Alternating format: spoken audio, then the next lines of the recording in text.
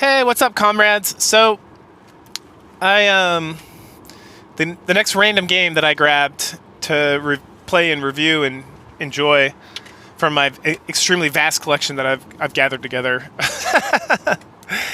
is called Amerzone. And Amerzone is like a Myst style first-person adventure point-and-click kind of game. Now, that was a lot of gibberish words I just said. So let me paint you a picture of how this game works. So you are in first-person mode. Okay, so first person is when you don't see your character, you just see from their perspective. Now, you start off and you're just chilling on the side of a road, and like a guy on a bicycle rolls up, a postman to be specific, and he's like, "Hey, what's up? You're like that journalist fella. I delivered your letter like a week or two ago. I just dropped off another letter to homeboy over here too. You can go take it to him inside because he wasn't answering. Cool. Good luck with that. Adios." And then he rides off, and then the game, like, the cutscene ends, and it's like, for you to go anywhere, you have to move the mouse, and you'll see an arrow, and you click the arrow, and you go to like the next pre-rendered scene. It's not even pre-rendered. It's like, so they rendered this world, and then they like moved your character to a spot, and then they like took a picture, and so you're clicking between the pictures. And that's I know there's like an upgraded Myst where you kind of move around more fluidly, like what most people in 2024 would consider like a first-person game. But this is how we used to do things back in the day, because I played Myst when it came out, and this is exactly the same. So you just click on these pictures, and then sometimes in these pictures you can like move around the cursor, and you'll find stuff to interact with or stuff to pick up. And so that's the point-and-click aspect of it. And then it's an adventure game because you're trying to like solve puzzles, right? Like you're trying to like figure out like, okay, this computer needs me to get a password. Okay, let me look through these documents. Let me walk around this like lighthouse, see what I can find. Okay, there's a birthday. The birthday happens to be 6 letters. Excuse me. Or 8. It happens to be 8, right? Because it's like 1937 or whatever. And this game takes place in like the 1930s, 40s. Anyway, and so you can kind of click through that, and then okay, so you got the puzzle. All right, now you solved the puzzle. Moving on to the next thing. Perfect. All right, this is a very simplistic game. I am using a guide because I ain't got time to fucking figure this shit out. I got a lot of games I want to play. But even before I like pulled up the guide, I was just kind of meandering about, and I like picked up most of the stuff, and I kind of figured most of the stuff out. And it just got to, I don't want to waste my time with this, because some of these games get like real tricksy with how assholery they can be. Like putting a fucking tape on a wall and scaring a cat with like a candle so that you get part of the cat so you can make a mustache, and then getting a pen from like a motorcycle dealership so that you can like pretend to be somebody or not. Like the fuck am I doing in Gabriel Knight? Anyway, so that's the story. So you wander up to the lighthouse. Boop, boop, boop. There's a letter. You open the letter. The letter is like a rejection letter, essentially. It's like, hey, we're the Museum of England, or no, France. Paris. I think it's the Museum of Paris. We are not going to sponsor your trip to the Amerzone, which is just like the Amazon. So you go fuck yourself. And then you go inside and you go up the lighthouse and you meet the Labros or something. I can't remember exactly what his name is. And he's like, "Oh, you're the journalist. You came. I'm dying. Can you please?" And they won't send me to Amerzone. Will you please take the white goose egg back to Amerzone? And then you find his journal, and you find all these like letters and writings, like rejection letters, and him writing to a buddy talking about his adventures in the Amerzone. And a lot of stuff's in like heavily pixelated cursive. I don't know what the fuck it was saying. So I'm interpreting a lot of stuff from like the few letters that are like typed. And so it seems like this jabroni like went and found this area called the Amerzone, which is it's not the Amazon rainforest in Brazil, but it's that, right? He's not going there, right? And at some point someone references him being in Europe, like, oh, he should have never left the Amerzone and gone to Europe. Cool. But I think it's actually supposed to be more of like a tropical island, or like a tropical zone in Africa, because it's in Europe, and you take like this crazy like hydrofoil that you can use like floppy disks to convert into like a helicopter and a plane and a glider and like a sailboat and a submarine and shit, and to like navigate some of these puzzles. But so after he dies, you kind of work your way through the tower, kind of figure stuff out, unlock some stuff, and eventually what you're trying to do is you're trying to get to the hydrofoil. You're trying to like gas it up, and you're trying to figure out like coordinates that you need to go to head towards the Amerzone. And the confusing thing at first was that there are two telescopes with like birds flying in a certain direction. And so like, you know, if you're thinking like, okay, the game's trying to help you. So if the game's trying to help me, I got to go where these birds are. But both the telescopes were looking at different like numbers. But then one number was like 99 and one number was like 147 or something. And then when you go into the hydrofoil and like are plugging in the data, doesn't even call it directions, it calls the data.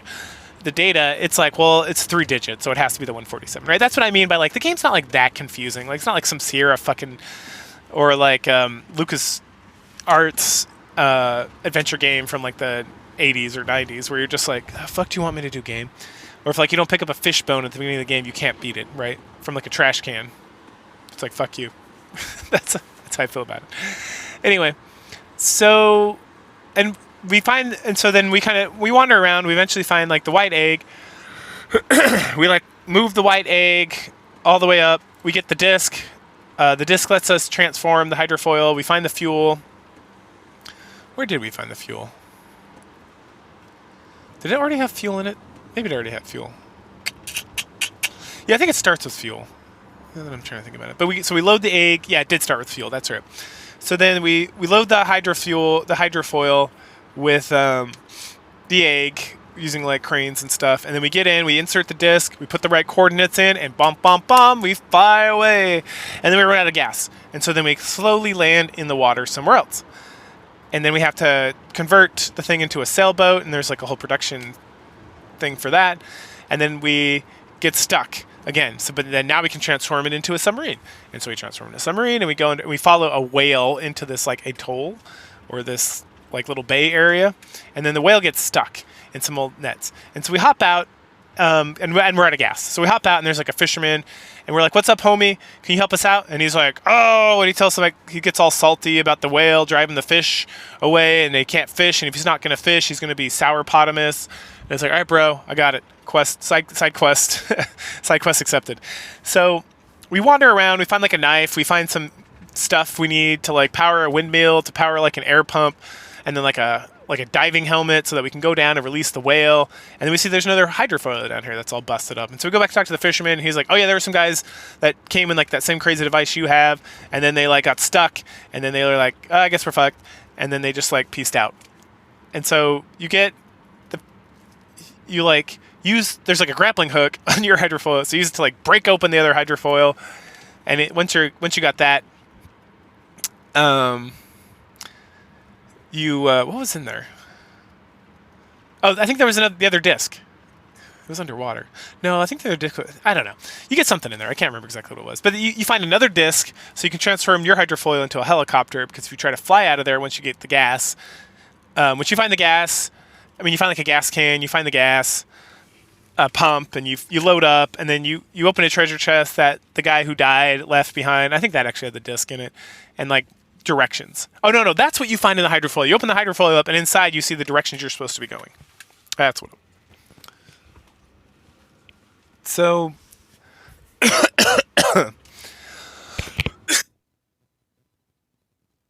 excuse me. So we get the directions, and then we get the new disc, and we if we transform into a plane, the plane just crashes. That's what happened to the other one. But so we transform into a helicopter. We take the helicopter, and we fly for a while. We run out of gas again. But now we're at like the Amerzone, and one of the things we learn about is that this area the Amerzone's in, which the Amerzone is like a whole like area, like again like the Amazon, and then there's like some corrupt dictator that's like running the whole thing, and we can watch a video of him speaking Spanish earlier, and then we see some statues of him here, and there's also, we read a lot and we see pictures a lot of this like beautiful indigenous woman. And so when we land at this area, and it's like, cool, we're almost there, but we need to keep going, so we need to get some more gas. And there's a gas pump, but whatever. So then we wander in to this fort area, and we can't get in the fort, and then we find a priest. And the priest is like an old companion of our homie who died. Rest in peace. And he's like all sad hippopotamus, and he's like, that fool should have never left, and like his precious, Yuki Homa or whatever her name is dead, and he's like crying over like the grave, and this guy's like a priest now, and so it's like, oh, that sucks. Oh, I guess they're both dead, so that's nice. They can be together or something. And the priest is like, here, take this key, and so you take the key and head into the fort, and then some drunk guard like or soldier like knocks you the fuck out, and you have like a lucid dream about this woman and then like a beetle on the wall. And if you check the journal is like specifically says like, oh, these beetles are good for like, I don't know, fucking up your enemies. So you capture the beetle in like a cup that's sitting in there with you, and then you put it in, you shove it in like a tequila bottle this soldier's like drinking out of through like a hole in the wall or hole in the door, and then he passes out. You take the key, you get out. You go meet another soldier. This soldier's like all butthurt. He's talking about how he killed the priest, but he didn't want to kill the priest, but he had to. And then he's just some peasant that got recruited, and he's all sad and sad and sad. Anyway, you find a rope and some fuel, like a whole fuel can full of fuel. And then we head inside the church, and we find that the priest is dead. And that's sad, and he talks about how sad, and he wishes things could have been different, and whatever. And he gives you a key. The key opens up a thing in the back of the church where you find the third disc. And there's something else. Oh, another letter that I couldn't read because, again, it's heavily pixelated. It's not heavily pixelated. It's just like it's cursive, and I'm like, it's fine. So then we need to continue onward because now, and we also find a map of like the area, and we see like here's the fort, and then if we follow the river down, we'll get to like the village where like this guy met his like the love of his life, and then she came back over here and died or something. I don't know. And that's how we got to keep working on getting the bird egg back. So then we head back to our hydrofoil, fill it up with gas again, and head on our way. And then we convert. What do we convert this thing into now? It's some sort of like they call it a glider, but it's just like, because there was like a sailboat before, but now it's just like a motorboat. And so we take the motorboat for a while, and then we run into some like creatures. Oh, and we run out of gas again. And so then we hop out, and we literally just like hop out at this like this like what do you call it? Like a platoon or whatever. Or a jetty, yeah, like a jetty. So we hop out at the jetty, and then we like walk into the jungle for a little bit, find a cabin, there's a gas tank, we turn around, we walk back out. It's like, the fuck? Why? And so then we continue onward, and eventually we run into some like water buffalo, and then we honk at them, and they get out of the way, and then we run into some like other water buffalo that looks slightly different, and then we just like ram into them for whatever reason, and they get mad, so they like ram back and break our engine, and then we have to use the grappling hook to like grapple our way, and then eventually we throw the grapple onto like another water buffalo, and then it pulls us to like the side of the river, and then like breaks the grapple and runs away. So then we got to go track down like a blowgun and use it on the water buffalo to knock him out. So we can grapple back, and then we come back. It's an adventure, point and click adventure. Jeez. And so then we grapple some more, and then we get stuck behind these like dinosaur bird looking things, and they just like laugh at us. And so we gotta like, but luckily for us, it's right next to like another jetty. So then we hop out and we wander through the woods some more, and then we find some bees. And then we take a small stick, and there's a big stick, and we rub them together and create smoke, and the bees go and attack the dinosaur bird thingies, driving them off. And then we grapple some more, and we end up at a village. So now we're in the village, the Amerzone village, and it's completely abandoned. So we see a skeleton, and we wander around. There's a jungle and a bunch of machines in the village. So we go through the jungle, find a cave, and head up and turn this kind of like jury-rigged aqueduct system on, and head back to the village, and all the machines are working. And there's a woman. And I got confused because woman looks like the woman that I thought the guy was in love with, but I thought she was dead, but she has like a similar look. I don't know. They just reused the model or whatnot. Anyway, she speaks whatever gibberish language the game came up with. I don't know if it's actually gibberish, but at first I thought it was kind of Spanish, so maybe it's Portuguese because it's supposed to be like the Amazon, which is in Brazil where they speak Portuguese. I don't know. It's also just supposed to be some random world. I guess that's slightly different. Um, so then you give the woman's like ovo, which is egg in Spanish, but or she says ovo. And so you give her the egg, and then she asks for some more stuff, and I go wandering around. I find a coconut, some white plants, and a bug. I bring them back. She'll take the bug, but the other things, I gotta like grind the wheat or whatever I found in one of the machines, and then crack the coconut open for its delicious milk in the other egg or in the other machine. Then I bring them back, and she puts a little like doohickey on the egg and pours everything inside, including the bug, I guess, or squeezes the bug juice out. Then gives me the bug back. I also had to find the fourth disc so that when I go to drive out of here with the hydrofoil, it lets me turn it into a boat. But before that, there's a snake on a like a lever that's holding like the floodgate in.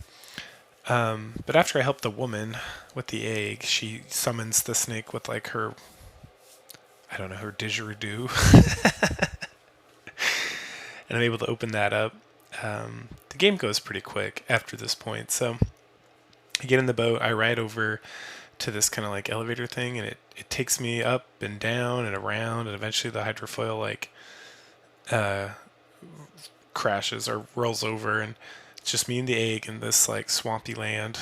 I find this like weird bag in like a hut, and then we use that bag to like on these like speaker poles things to like summon giraffes. And once I find all the poles and use the thing I got off the wall on all three of them to summon the giraffes, then I can climb on the biggest giraffe, the king giraffe, I guess, and he walks me over to this ladder, and that's like, I mean, this is like, that was chapter 5, I think. I think the swamp was chapter 6, and then now we're in chapter 7. And after I climb up the ladders, I'm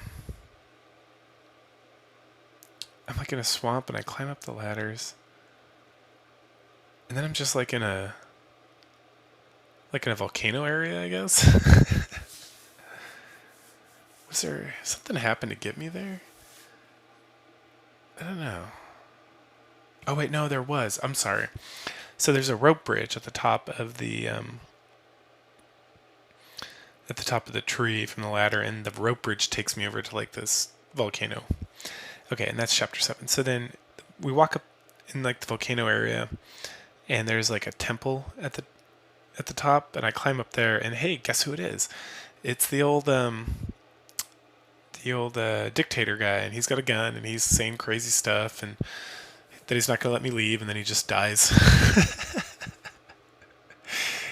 He also sounds like he's talking about raping women, so good for him, I guess. So I take his medals, and then there's a crank, so I hit that. I mean, the whole thing rumbles, so I head down, and there's a new entrance. Inside the entrance, there's a glider. I hop up on the glider, and it doesn't go anywhere, because I need more draft. So then I find this like furnace where I'm able to melt, in a mold, where I'm able to melt down the metals into a key. And then there's like an area where the key fits, and I just spin it till it stops working, and then you hear the wind like crazy. So then I get back on the glider, and it shoots me all the way up into like the center of the volcano, or the what would you call the center of the volcano, like a caldera or candelera or something like that. Anyway, once I'm there, there's a clear spot where the egg's supposed to go, but I can't put it there yet. So I wander around this like volcano rim until I find like an entrance to like this throne in the middle of like lava. I throw the egg up there, and there's some like magic juju that goes on. Sure, whatever. Take the egg, and then on my way back, I also find this like bird pick looking thing. So I pick that up, take the egg back to like the center of the volcano. There's like an outstretch into the center of the lava area, and I put the egg down, and then I tap it with this like bird metal thingy, and that's the end of the game. So what happens? So once I tap it, the thing kind of like hatches, and it hatches into this strange like giant flower gooey drop looking thing. I'll see if I can get a picture. This game did like not record at all on OBS. Oh well. So I'll see if I can dig up some screenshots and I tried screenshotting, but that also didn't work. So I'll try digging up some screenshots or see what I can find. Slap them on this thing so you can see some of this stuff, but this thing is like super bizarre. What's even more bizarre is these like creatures start popping out of the bottom of this thing as it's like flying away. And they almost hit the lava, but right before they do, they transform to the big birds, and then we get a voiceover of a woman, and she tells like the legend of the white birds, how they always fly and they'll stay near the volcano and they glide forever, and even if they die, they just continue to glide, and then the game ends. You know what? I enjoyed it. I did some digging, and I found out that this game takes place in the same world as the Siberia games, which are a series of adventure games. There's like 4 of them, I think, or there's 3 and 1 coming out. I know there's like 3 older ones. I played one of them a long time ago. I think Siberia 1, I would assume. But there's like a newer one that's supposed to come out, or no, it has already come out. Like the Switch, PlayStation 5, I think. Ugh, sorry, it's about my bedtime.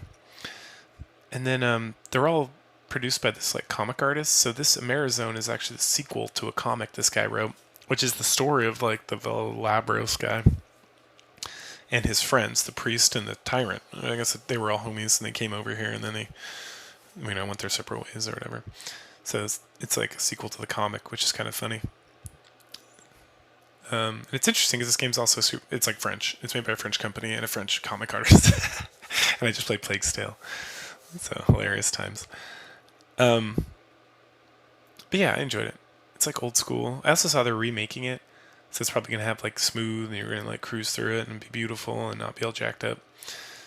But yeah, Amerzone. It's definitely like an old school kind of adventure game. It was very nostalgic. It was quick, and I enjoyed it. It was like interesting. The acting was good for the most part, and like I didn't understand anything or why I was doing anything. But that's not the point, I guess. Anyway, thumbs up all around. Catch y'all later.